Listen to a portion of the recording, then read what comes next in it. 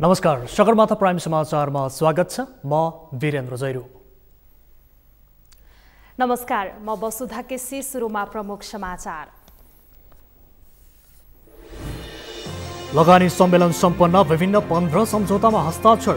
अरुण तेस्रोका लागि लगानी जुट्यो। गैर आवासीय नेपाली संघले पनि 10 अर्ब लगानी गर्ने। एसईई परीक्षा स्थगित गरेको विरोधमा विद्यार्थीले बारामा प्रहरीको गाडी चलाए। झडपमा 6 प्रहरी र केही विद्यार्थी घाइते। ठेकेदारको लापरवाहीका कारण कलङ्की नागडुङ्गा सडक खण्ड अस्तव्यस्त। धुलो र धुवाँले राजधानीवासी आक्रान्त। बेलायत युरोपेली युनियन ईयूबाट बाहिरिने प्रस्ताव अनुमोदन गराउने प्रधानमन्त्री टेरिजा मेको प्रयास तेस्रो पटक असफल। सम्झौता परिवर्तन गर्न विपक्षीको दबाव। र 8औं राष्ट्रिय खेलकुद वैशाख 5 गतेदेखि हुने। उद्घाटन अगावै प्रतिस्पर्धा सुरु हुने। 5000 बढी खेलाडी सहभागी हुँदै।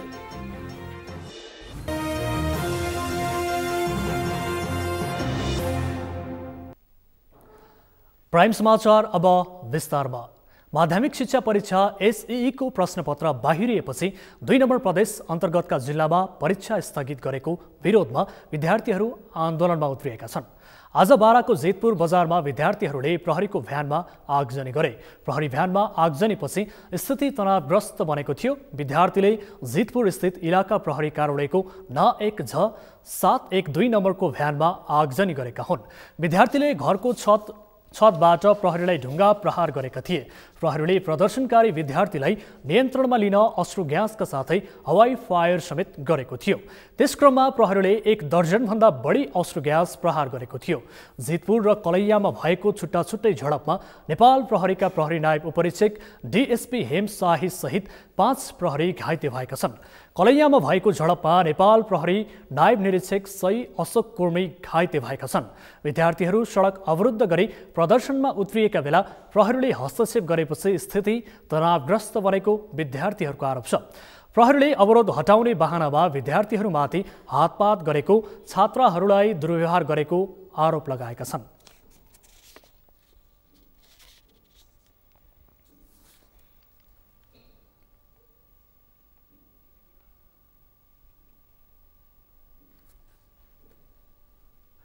नेपाल कम्युनिस्ट पार्टी क्रान्तिकारी माओवादीका महासचिव मोहन वैद्यले सरकार राष्ट्रिय स्वाधीनताका सवालमा गम्भीर नरहेको आरोप लगाउनु भएको छ।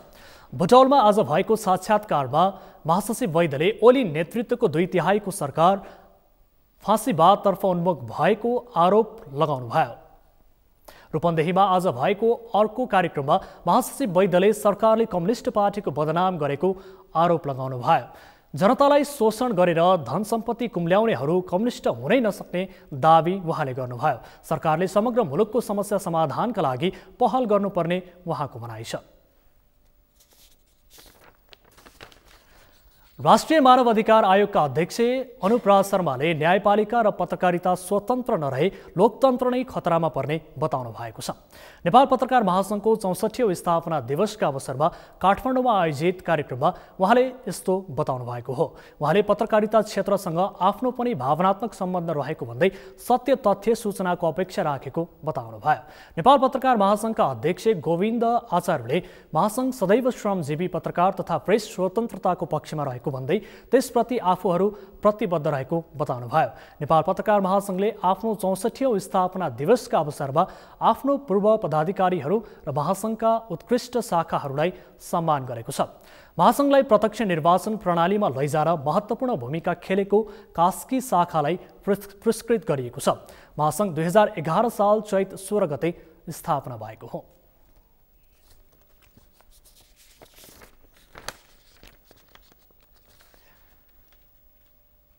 सरकारले आयोजना गरेको लगानी सम्मेलन सकिएको छ। 40 देशका 600 बढी विदेशी लगानीकर्ता सहभागी भएको सम्मेलन ऐतिहासिक भएको सरकारको दाबी छ। सम्मेलनकै क्रममा स्वदेशी र विदेशी लगानीकर्तासँग निजी क्षेत्र र सरकारी स्तरमै 15वटा सम्झौता भएका छन्। अमृतराज काफ्लेको रिपोर्ट। 15वटा लगानी सम्झौता गर्दै 2 दिने लगानी सम्मेलन सकिएको छ। माथिल्लो त्रिशुली ए परियोजना निर्माणको काम गरिरहेको कोरियन लगानीकर्ताले वित्तीय स्रोत जुटाएको छ। 650 मिलियन अमेरिकी डलर झन्डै 71 अर्ब रुपियाँमा निर्माण हुन लागेको 216 मेगावाट क्षमताको माथिल्लो त्रिशुली ए को निर्माणका लागि सम्झौता पत्रमा हस्ताक्षर भएको छ। त्यस्तै निजी क्षेत्रको चौधरी ग्रुप र स्काई पावरका बीचमा समेत 600 मेगावाटको सौर्य ऊर्जा प्लान्ट निर्माणका लागि सम्झौता पत्रमा हस्ताक्षर भएको छ। नेपालमा 5G मोबाइल सेवा सुरु गर्न CG मोबाइलले सम्झौता गरेको छ। त्यस्तै प्रदेश नम्बर 2 का मुख्यमन्त्री र चौधरी ग्रुपका बीचमा समेत 2 नम्बर प्रदेशका विभिन्न स्थानमा सौर्य ऊर्जा विस्तारका विषयमा समेत सहमति भएको छ। 900 मेगावाटको अरुण तेस्रो परियोजनामा लगानी जुटाउन नसकेको र निर्माणको जिम्मा लिएको भारतीय कम्पनी सतलजसँग मिलेर एभरेस्ट बैंक र नोबेल बैंकले समेत लगानी गर्ने सहमति पत्रमा शनिबार नै हस्ताक्षर भएको छ। लगानी सम्मेलन नेपालका लागि बहुउपयोगी भएको अर्थमन्त्री डाक्टर युवराज खतिवडाले बताएका छन्। नेपाली लगानीकर्ता रहेको हाइड्रो सोलुसन र चिनिया कम्पनी युनान हाइड्रोका बीचमा पनि 164 मेगावाट क्षमताको कालीगण्डकी तेस्रो जलविद्युत परियोजना निर्माणका लागि सहमति जुटेको छ। अन्तर्राष्ट्रिय वित्तकोष IFC र लगानी बोर्डका बीचमा भने PPP मोडलमा बनाउने गरी सिमराको विशेष आर्थिक क्षेत्र सेज निर्माणका लागि आर्थिक सहयोग गर्ने सम्झौतामा हस्ताक्षर भएको छ। त्यस्तै बनेपामा निर्माण हुने हिमालय बुटिक रिसोर्ट निर्माणका लागि समेत सहमति भएको छ। लगानी सम्मेलनमा गैर आवासीय नेपाली सङ्घले नेपालको पूर्वाधार विकासमा लगानी गर्ने गरी 10 अर्ब रुपियाँ लगानी गर्ने प्रतिबद्धता व्यक्त गरेको छ, जुन सम्झौतामा गैर आवासीय नेपाली सङ्घका तर्फबाट भवन भट्ट र उद्योग विभागका बीचमा सहमति पत्रमा हस्ताक्षर भएको हो। त्यस्तै युनाइटेड फाइनान्स लिमिटेडमा 39 करोड रुपियाँ लगानी गर्ने गरी मुसुट ग्रुप भारतले समेत सहमति गरेको छ। गैर आवासीय नेपालीले बेलायतमा सञ्चालन गरेको कडेल ग्रुपले समेत नेपालमा AP पावर कम्पनीसँग मिलेर 18 मेगावाटको सौर्य परियोजना, 19 मेगावाटको जलविद्युत परियोजना र 10 मेगावाट क्षमताको हावाबाट बिजुली उत्पादन गर्ने विषयमा समेत सहमति गरेको छ। सम्मेलनको पहिलो दिन शुक्रबार विभिन्न 7वटा विषयमा छलफल भएको थियो। शुक्रबार डिजिटल अर्थतन्त्र निर्माणमा सूचना प्रविधि, रोजगारी सृजनाका लागि औद्योगिक क्षेत्र निर्माण, पर्यटन क्षेत्र विस्तार लगायतका विषयमा छलफल भएको थियो। शनिबार भने विभिन्न 4वटा सत्रमा छलफल भएको थियो। सगरमाथा टेलिभिजनका लागि क्यामेरा ब्युरोको सहयोगमा अमृतराज काफले, काठमाडौँ।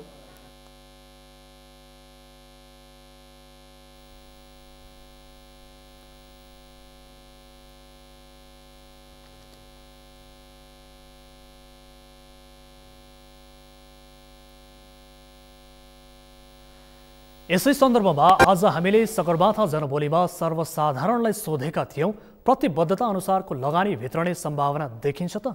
हेरौं उनीहरूको प्रतिक्रिया उनीहरूकै शैलीमा।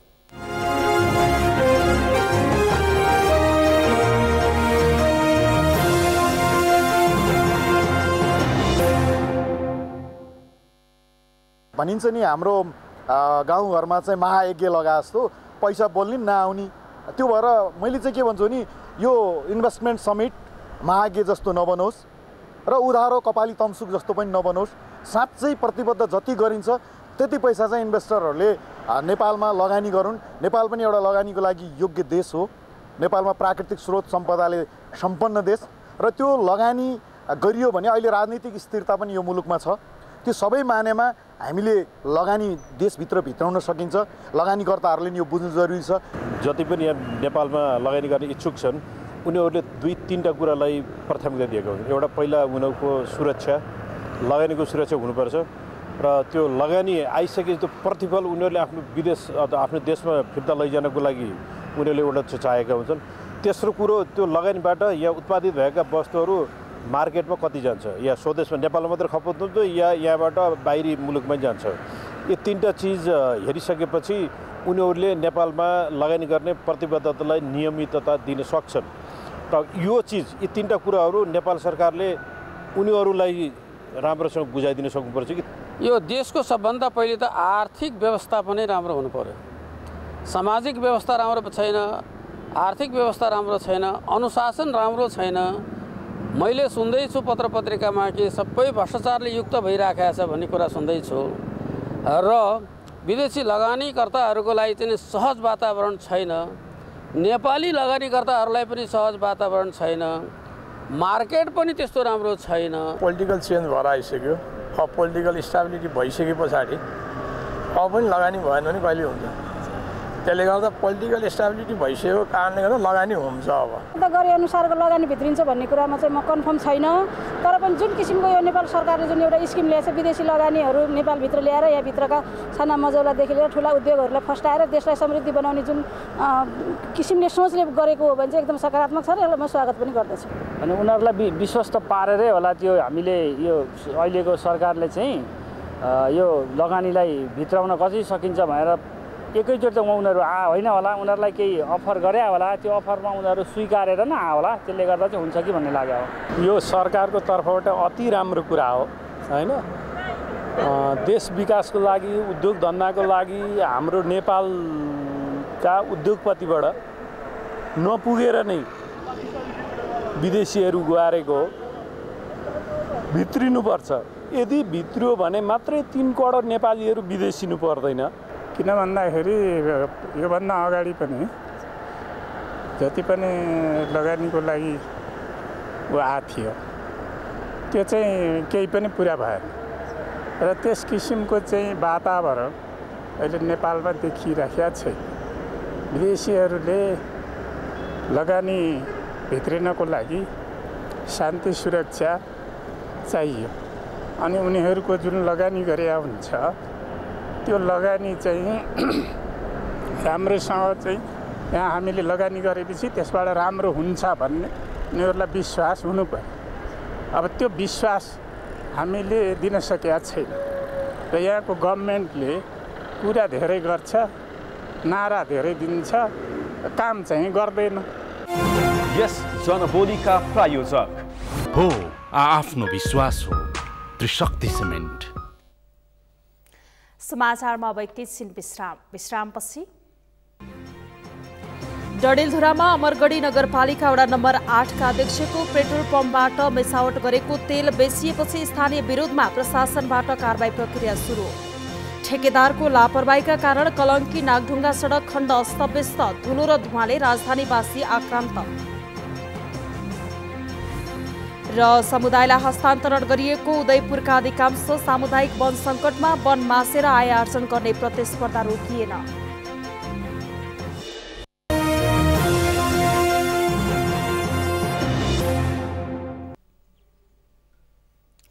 विश्रामपछि सगरमाथा प्राइम समाचारमा स्वागत छ। अब बाँकी समाचार। डडेलधुराको अमरगढी नगरपालिका वडा नम्बर 8 का अध्यक्ष नरबहादुर साकीको लगानीमा सञ्चालित पम्पले प्रज्वलनशील तरल पदार्थ मिसाएर पेट्रोल बेच्ने गरेको खुलेको छ। अमरगढी नगरपालिका 5 मा रहेको उग्रतारा आयल स्टोरका वडा अध्यक्ष साकीको लगानी छ। पम्पले पेट्रोलमा अरू नै प्रज्वलनशील तरल पदार्थ मिसाएर पेट्रोल बेचेको मोटरसाइकल तथा गाडी धनीको गुनासोपछि स्थानीय प्रशासनले कारबाही प्रक्रिया अघि बढाएको छ। डडेलधुराबाट हर्कचन्दको रिपोर्ट। केही समय यता उपभोक्तामाथि ठगी गरेको आरोप खेपिरहेको अमरगढी नगरपालिका 5 मा रहेको उग्रतारा आयल स्टोरमा तेल हालेर फर्किएका हर्कबहादुर बोहराको मोटरसाइकलमा तत्कालै समस्या देखियो। अकस्मात इन्जिन बन्द भएपछि तेलको पाइप खोलेर हेर्दा ट्याङ्कीबाट पानी निस्किएको बोहराले बताए। तलबाट तेल हालेर ल्याए, पेट्रोल पम्पबाट 1000 रुपैयाँको तेल हाले। अब यहाँ आउँदाखेरि स्टार्ट बन्द भयो, हेर्दाखेरि त्यहाँ डब्बा लाउँदाखेरि त्यो त्यसमा जाने पुरै पानी आयो। पानी आउँदैछ अहिले पनि त्यो उसमा चाहिँ। अब पेट्रोल हालेर यहाँ पुग्दा अब कति मिनट भयो होला, पेट्रोल पम्पबाट यहाँसम्म स्क्यान केन्द्रसम्म कति मिनट भयो होला। अब त्यो 2-3 मिनट भयो होला। पानी अब आइरहेको छैन यहाँ। डडेलधुरामा रहेको उक्त पेट्रोल पम्पले मिसावटयुक्त पेट्रोल बिक्री गरेको भन्दै स्थानीयले यो बीचमा आन्दोलन समेत गरे। मोटरसाइकलमा मिसावट गरिएको पेट्रोल हाल्दा इन्जिनमा समस्या आएको भन्दै स्थानीयले अहिले क्षतिपूर्तिका लागि प्रशासन गुहारेका छन्। पेट्रोलमा मिसावट भएको पाइएपछि स्थानीयले प्रमुख जिल्ला अधिकारी, प्रहरी प्रमुख तथा नगरपालिका प्रमुख र पेट्रोल पम्पका सञ्चालकलाई समेत बोलाएर क्षतिपूर्ति दिनुपर्ने र कारबाही हुनुपर्ने माग राखेका हुन्। यो अब हिजो तेल हाल्ने भरि गएको, अब त्यसले बाइकको जिम्मा लिनु पर्यो, अरू हामी केही जान्दैनौँ, हामी छोड्दैनौँ। यदि त्यो भयो भनेपछि प्रशासनले सही न्याय गरेर दिएन भनेपछि हामी त्यो प्रशासनमा बुझाउँछौँ बाइकहरू। त्यो चाहिँ उहाँले चाहिँ हाम्रो क्षतिपूर्ति दिलाउनु पर्यो। धनगढी स्थित नेपाल आयल निगमको क्षेत्रीय कार्यालयबाट एक पटकमा 6000 लिटर पेट्रोल डडेलधुरामा आउने गरेको छ। यो विवादित पेट्रोल पम्पले एक दिनमै सबै पेट्रोल बिक्री गरिएको विवरण टाँस्ने गरेको छ। स्थानीयका अनुसार यो पम्पले स्थापना भएदेखि आजसम्म सधैँ इन्धनको अभाव देखाउने र भिडभाड बनाएर जताभावी इन्धन बेच्ने गरेको छ। आजको यो हेर्नुहोस् हैन, पेट्रोलमा पानी निस्किएको छ। मैले सिडिओ साहब डिएसपी साहबहरूलाई पटक भन्दा उहाँले इभिडेन्स चाहियो अनि मात्र म कारबाही गर्न तयार छु। इभिडेन्स आज त पानी निस्किएको छ, योभन्दा ठुलो इभिडेन्स त होइन हैन। ब्ल्याक बन्द गर्यो नि, बन्द गरेर चाहिँ उल्टै घाटा भएको छ त, हिँड्नु पाएको छैन मान्छेले। त्यो कहाँबाट गयो त्यो पत्ता लगाउनु पऱ्यो नि त। कसले ब्ल्याकमा कसले डिस्ट्रिब्युसन गर्यो त्यो हेर्नु पऱ्यो नि त। पेट्रोलियम पदार्थ बिक्री सम्बन्धी गलत विवरण देखाएर सधैँ कालोबजारी गरिरहेको यो पम्पका सञ्चालक भने स्थानीय सेवाग्राहीलाई नठगेको र कमजोरी पुष्टि भएमा कारबाही भोग्न तयार रहेको बताउँछन्। म माथिमा चाहिँ जो आरोप लागेको छ त्यो आरोपलाई तपाईँहरूका माध्यमबाट यो सुदूरपश्चिमाञ्चल आइल निगमसँग त्यसको मैले चाहिँ सरासर हेर्दाखेरि खाली आँखाले हेर्दाखेरि हामीले यो चिज हो भनेर पत्ता नलाउन सक्छौँ होइन। त्यो प्राविधिक चिज भएको हुनाले आइल निगममा पठाएर त्यसको मैले चाहिँ स्याम्पललाई पोलेर हुन्छ कि कसरी हुन्छ र यदि म नै दोषी छु भने म कुनै हालतमा पनि मलाई उब्काउने प्रयास कसैले गरे पनि म मान्नेवाला छैन। म दोषी छु भने मलाई मैले सरासर कारबाही गरे हुन्छ। तेलको कारोबारमा खुलेआम कालोबजारी भइरहँदा पनि स्थानीय प्रशासन लामो समयदेखि मौन बसेको स्थानीयको गुनासोपछि डडेलधुरा जिल्ला प्रशासनले पम्पले बिक्री गरिरहेको पेट्रोलको नमुना परीक्षणका लागि सङ्कलन गरेको छ। त्यसबाट पानी निस्कियो भनेर खबर गरिसकेपछि के रहेछ भनेर त्यहाँ हामी चाहिँ नमुना लिन आएका छौँ। अब त्यो आएको नमुना लिएर आइल निगममा पठाएर र गुणस्तर तथा नापतोल कार्यमा पठाएर त्यो वास्तवमा के हो, किन चाहिँ त्यसमा चाहिँ त्यस्तो भएर गइरहेछ भन्ने कुरो चाहिँ प्राविधिक परीक्षण गरेपछि मात्र थाहा हुन्छ। नेपालको संविधानको धारा 44ले उपभोक्ताको हक मौलिक अधिकारका रूपमा सुनिश्चित गरेको छ। तर संविधान कार्यान्वयन र पालनामा जिम्मेवार बन्नुपर्ने वडाध्यक्ष नै ठगीमा लाग्छन् भने आम उपभोक्ताको पक्षमा कसले बोल्छ? सगरमाथा टेलिभिजनका लागि डडेलधुराबाट हर्कचन्दको रिपोर्ट। ठेकेदारको लापरवाहीका कारण कलङ्की नागढुङ्गा सडक खण्ड लामो समयदेखि अस्तव्यस्त छ।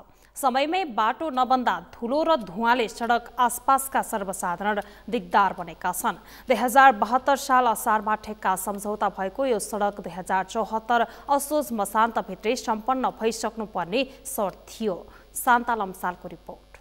तत्कालीन प्रधानमन्त्री बाबुराम भट्टराईको पालामा सुरु भएको सडक विस्तार अभियान अन्तर्गत भत्काइएका पूर्वाधार व्यवस्थापनसँग जोडिएको विवाद नमिल्दा कलङ्की नागढुङ्गा सडक वर्षौंदेखि अस्तव्यस्त छ।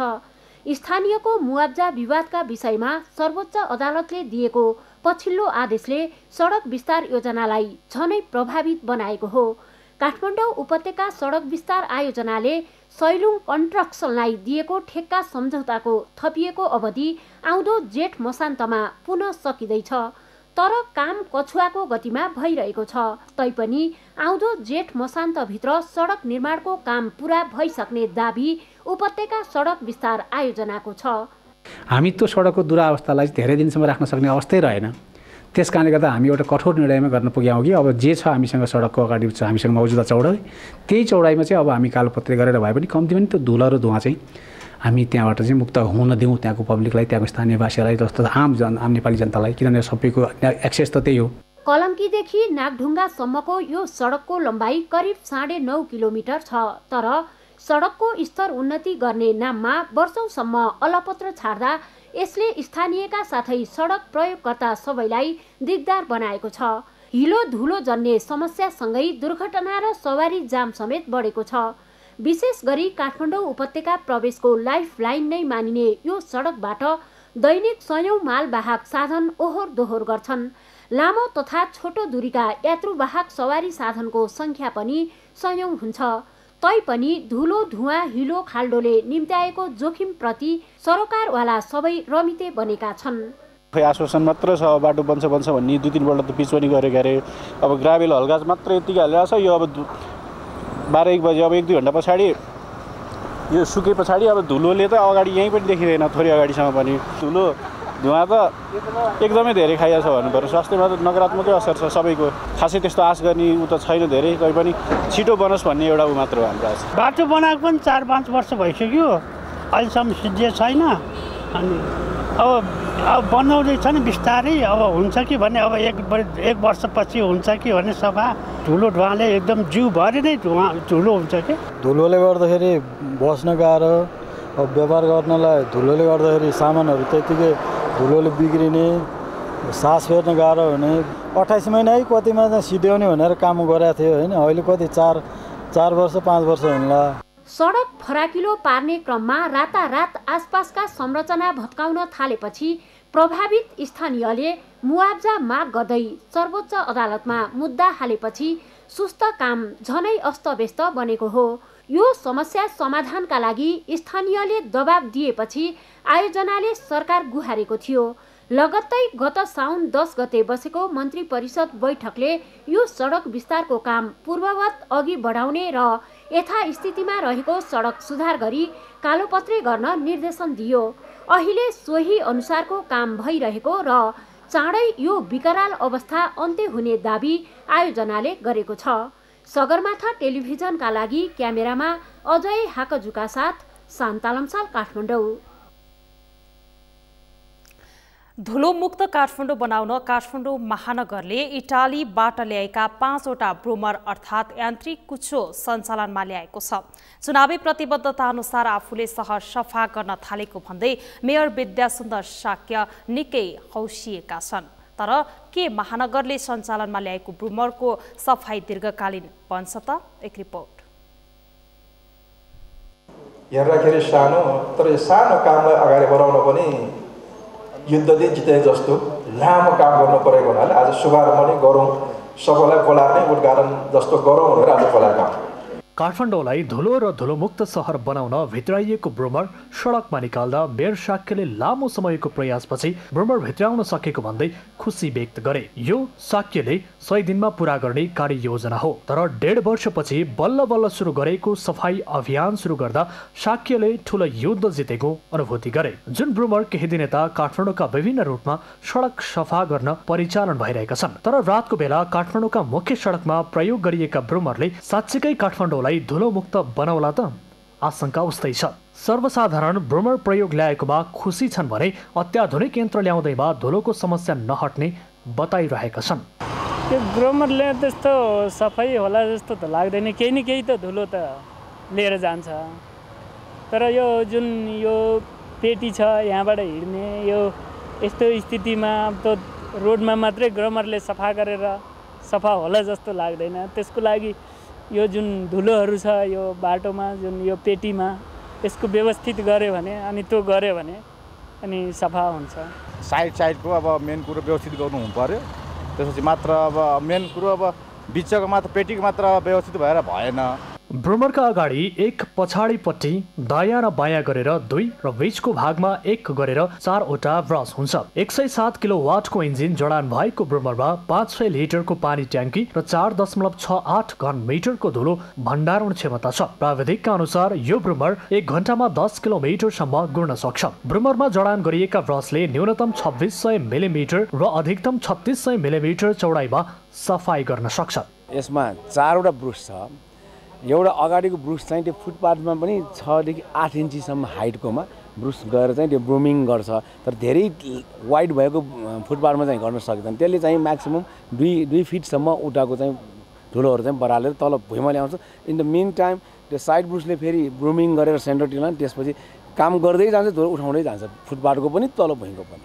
11 करोड 80 लाखमा खरिद गरिएका ब्रुमरले टेकुबाट सुरु भएर चक्रपथभित्र 5वटा रुटमा सफाई गरिरहेको छ। कलङ्की, बल्खु, कालीमाटी, टेकु, सुन्धारा, टुडीखेल आसपास, लाइनचोर, लाजिमपाट, महाराजगञ्ज, त्रिपुरेश्वर, थापाथली, बानेश्वर, तिनकुने एयरपोर्ट, पुतली सडक, सिंहदरबार, हात्तीसार, दरबार मार्ग, ज्ञानेश्वर, मैतीदेवी, पुरानो बानेश्वर, सिनामङ्गल, बसन्तपुर, मध्य बानेश्वर, भद्रकाली लगायत क्षेत्रको सडक सफा गरिरहेको महानगरले जनाएको छ। राति 8:30 देखि बिहान 4 बजेसम्म दैनिक 8 घण्टाका दरले 1 महिनासम्म सडक सफा गर्दा सहरमा धुलोको मात्रा घट्ने महानगरको दाबी छ।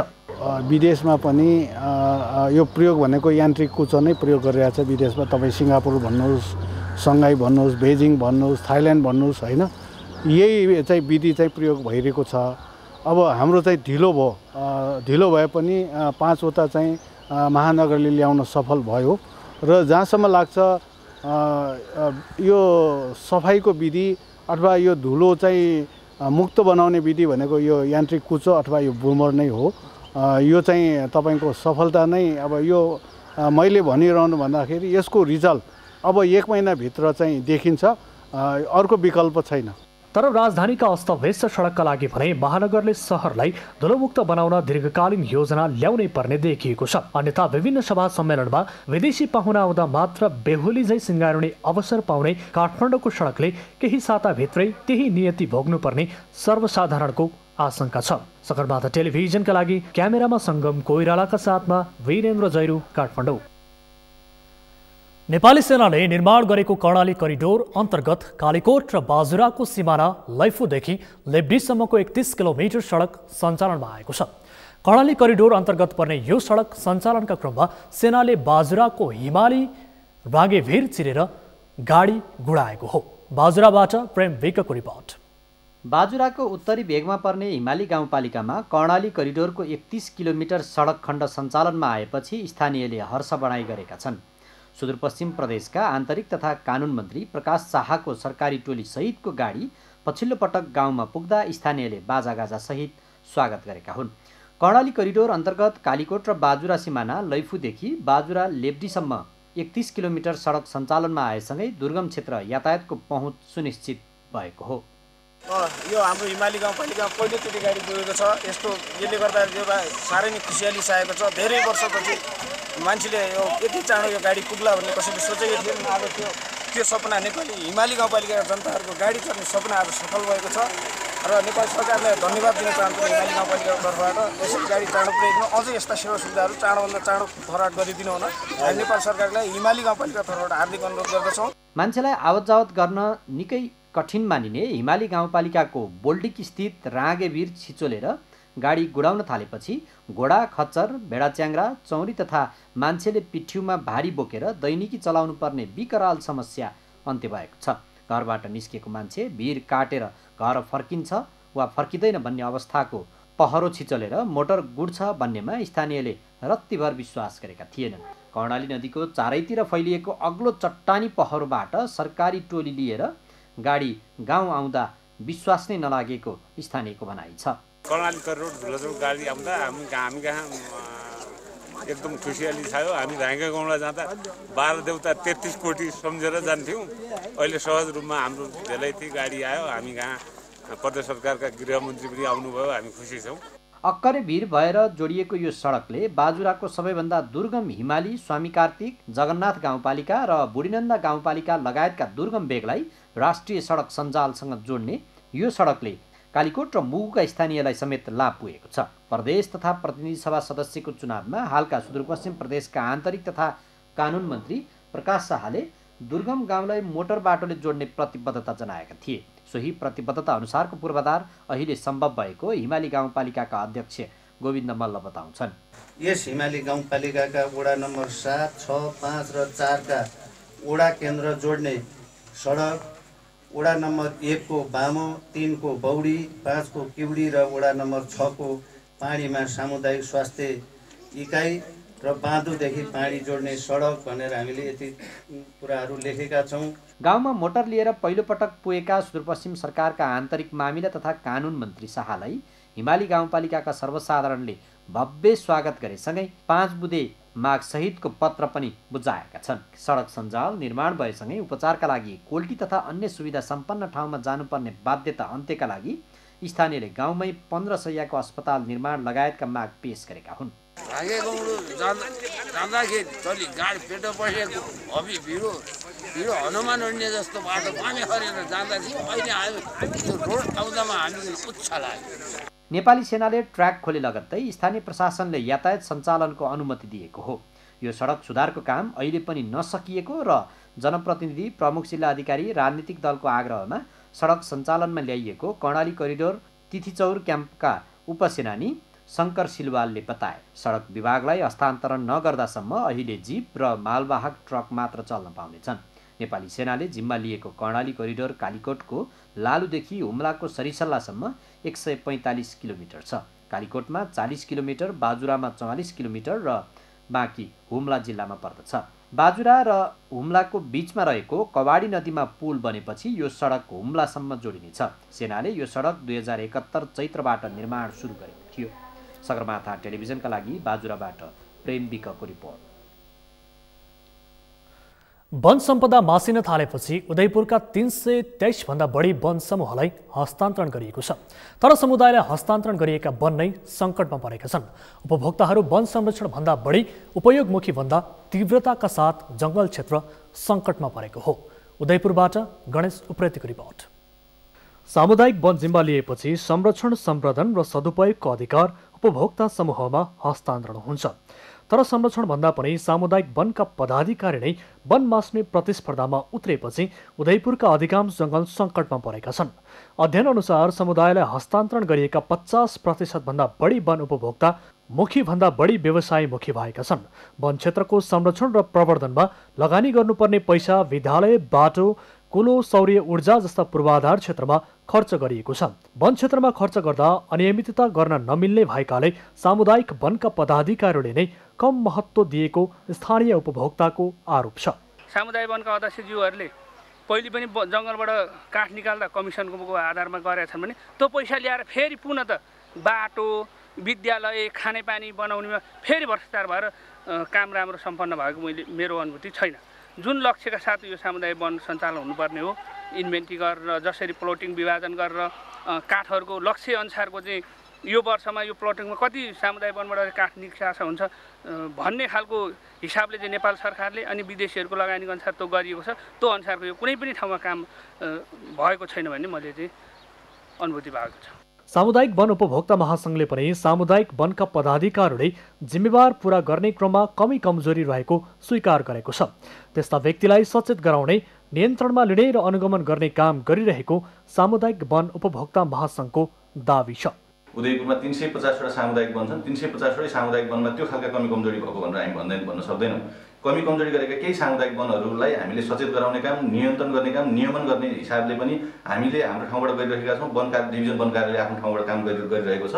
तर अधिकांश सामुदायिक वनहरूले उपभोक्ताको हितमा, उपभोक्ताको पक्षमै काम गरिरहेका छन्। त्यसको ज्वलन्त उदाहरण सामुदायिक वन उपभोक्ता समूहको फिल्डमै गएर पनि हेर्न सकिन्छ। त्यो ढङ्गले अब एका दुई समूहले चाहिँ सुशासनको क्षेत्रमा, आर्थिक पारदर्शिताको क्षेत्रमा अलिकति उहाँहरू अलिक कमजोर भएको हो कि भन्ने आभास हामीलाई पनि भएको छ। तिनीहरूलाई हामी सचेत गराइरहेका छौँ। डिभिजन वन कार्यालय गाईघाटले सामुदायिक वनका केही पदाधिकारीहरूले जिम्मेवारी पूरा गर्न नसकेको र वन ऐन बाहिर गएर काम गर्नेहरूलाई कारवाही गरिएको दावी गरेको छ। समग्र 2, 4, 5 समूहले एका समूहले फटाइ गरे पनि समग्र एग्रिगेटमा त्यो गर्न मिल्दैन। 200वटा सामुदायिक वनमध्ये ओभरअल रूपमा हेर्ने हो भने पोजिटिभ वेमा छ। उपभोक्ताले काम गरेका छन्, खटेका छन् हैन, संरक्षण सम्वर्धन काम गरेका छन् र सदुपयोग पनि यसो वन ऐन र तपाईँको सामुदायिक वनको कार्ययोजना दिएको भन्दा बाहिर जान नपाएपछि त्यो ठुलो समस्या हुन, किनकि जतिसुकै सदुपयोग गर्न पनि हाम्रो लिमिट भन्दा बाहिर उनीहरू जानै सक्दैन। लिमिटभित्र बसेर गर्ने हो हैन। एका ठाउँमा एका पदाधिकारीले थोरै फटाइ गरे तापनि धेरै जसो समूहमा चाहिँ व्यापक रूपमा सहमति, आमसभा, छलफल ल्याएर चाहिँ उपभोक्ता पक्षमा काम गरेका छन्। म चाहिँ यसमा विश्वस्त छु। वन विनाश बढेपछि 4 वर्ष यता डिभिजन वन कार्यालयले ढलेका तथा सुकेका बाहेकका रुख कटानलाई निरुत्साहित गरेको छ। वन विकासका लागि खर्च गर्नुपर्ने सामुदायिक वनको 25% आम्दानी रकम छुट्टै खाता खोलेर जम्मा गर्नुपर्ने व्यवस्थामा पनि कडाई गरेको छ। तर पनि सामुदायिक वनका पदाधिकारीहरू भने वनबाट भएको आम्दानीको सानो हिस्सा वनकै संरक्षणमा खर्च गर्न आलटाल गरिरहेका छन्। यो सामुदायिक वन विनाश हुनुको मूल कारण हो। सगरमाथा टेलिभिजनका लागि उदयपुरबाट गणेश उप्रेतीको रिपोर्ट। समाचारमा पुनः एकैछिन विश्रामपछि बेलायत युरोपेली युनियन ईयूबाट बाहिरिने प्रस्ताव अनुमोदन गराउने प्रधानमन्त्री टेरिजा मेको प्रयास तेस्रो पटक असफल, सम्झौता परिवर्तन गर्न विपक्षीको दबाव। र 8औं राष्ट्रिय खेलकुद वैशाख 5 गतेदेखि हुने उद्घाटन अगावै प्रतिस्पर्धा सुरु हुने 5000 बढी खेलाडी सहभागी हुँदै।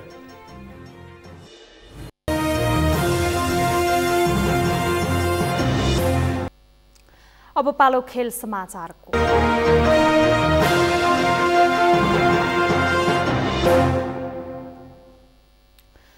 प्रदेश नम्बर 5 मा आयोजना हुने 8औं राष्ट्रिय खेलकुद प्रतियोगितामा 5211 खेलाडीले प्रतिस्पर्धा गर्ने भएका छन्। राष्ट्रिय खेलकुद परिषद राखेपले आज काठमाडौँमा पत्रकार सम्मेलन गर्दै वैशाखमा आयोजना हुने प्रतियोगितामा कुल 35 खेलमा महिला र पुरुष गरी 5000 बढी खेलाडीले प्रतिस्पर्धा गर्ने जनाएको छ। प्रतियोगितामा सहभागी खेलाडी मध्ये 2825 पुरुष खेलाडी र 2386 महिला खेलाडी रहेका छन्। प्रतियोगितामा खेलाडीले 372 स्वर्ण, 372 रजत र 563 कांस्यका लागि प्रतिस्पर्धा गर्नेछन्। व्यक्तिगत विधामा स्वर्ण विजेताले 15000 र सामूहिक तर्फको विजेताले 7000 पाउनेछन्। त्यस्तै राष्ट्रिय कीर्तिमान भङ्ग गर्नेले 25000 पाउनेछन्। प्रदेश 5 का विभिन्न जिल्लामा आयोजना हुने प्रतियोगिता वैशाख 5 देखि 11 गतेसम्म चल्नेछ। तर प्रतियोगिताका खेलहरू भने चैत 27 गतेबाट सुरु हुनेछ। प्रतियोगितामा 7 प्रदेश, 3 विभागीय team, Tribhuvan army club, FPF club, Nepal police club र एक एनआरएनए टिमका खेलाडीले प्रतिस्पर्धा गर्नेछन्। प्रतियोगिता सुरु गर्ने बेलासम्म पूर्वाधारका सम्पूर्ण तयारीको काम सक्ने राष्ट्रिय खेलकुद परिषदका सदस्य सचिव केशव कुमार विष्टले बताउनुभयो। हिजोको भन्दा राम्रो पूर्वाधारमा हामीले चाहिँ आयोजना गर्दैछौँ। हिजोको भन्दा धेरै प्रगति गरेका छौँ। हिजो भन्दा हामीले चाहिँ रेगुलर नियमित गर्ने प्रयत्न गरेका छौँ। त्यो हिजोभन्दा राम्रो कुराको त अब कति उता राम्रो छ।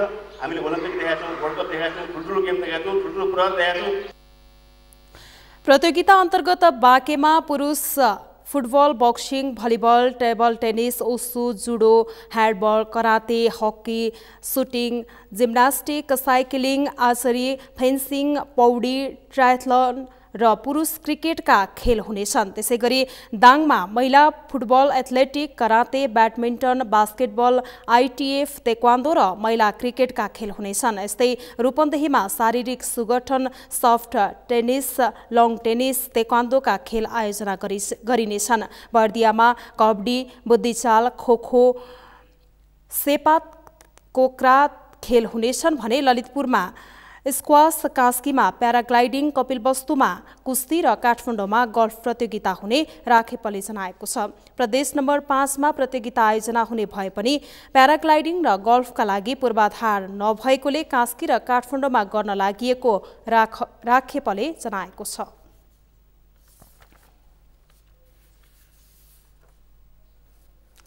यो सँगै हामी समाचारको अन्त्यमा छौं। अन्त्यमा प्रमुख समाचार पुनः एकपटक। लगानी सम्मेलन सम्पन्न, विभिन्न 15 सम्झौतामा हस्ताक्षर। अरुण तेस्रोका लागि लगानी जुट्यो। गैर आवासीय नेपाली संघले पनि 10 अर्ब लगानी गर्ने। एसई परीक्षा स्थगित गरेको विरोधमा विद्यार्थीले बारामा प्रहरीको गाडी जलाए। झडपमा 6 प्रहरी र केही विद्यार्थी घाइते। ठेकेदारको लापरवाहीका कारण कलङ्की नागढुङ्गा सडक खण्ड अस्तव्यस्त। धुलो र धुवाँले राजधानीवासी आक्रान्त। बेलायत युरोपेली युनियन यूबाट बाहिरिने प्रस्ताव अनुमोदन गराउने प्रधानमन्त्री टेरिजा मेको प्रयास तेस्रो पटक असफल। सम्झौता परिवर्तन गर्न विपक्षीको दबाव।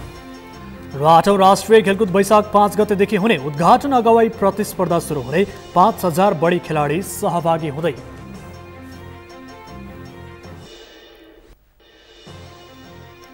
हौस् त सगरमाथा प्राइम समाचार अहिलेलाई सकियो। तपाईँ समाचार बुलेटिनका साथै सगरमाथा टेलिभिजनका सम्पूर्ण कार्यक्रम www.sagarmatha.tv मा प्रत्यक्ष पढ्न र हेर्न सक्नुहुनेछ।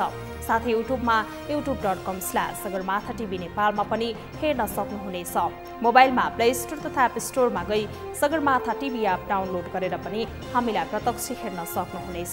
साथै तपाईँ हामीलाई फेसबुकमा facebook.com/stv नेपालमा फलो गर्न सक्नुहुनेछ। समाचारको शिखर, नेपालको गौरव, नेपालको पहिलो न्युज च्यानल सगरमाथा टेलिभिजन हेर्दै गर्नुहोला। नमस्कार।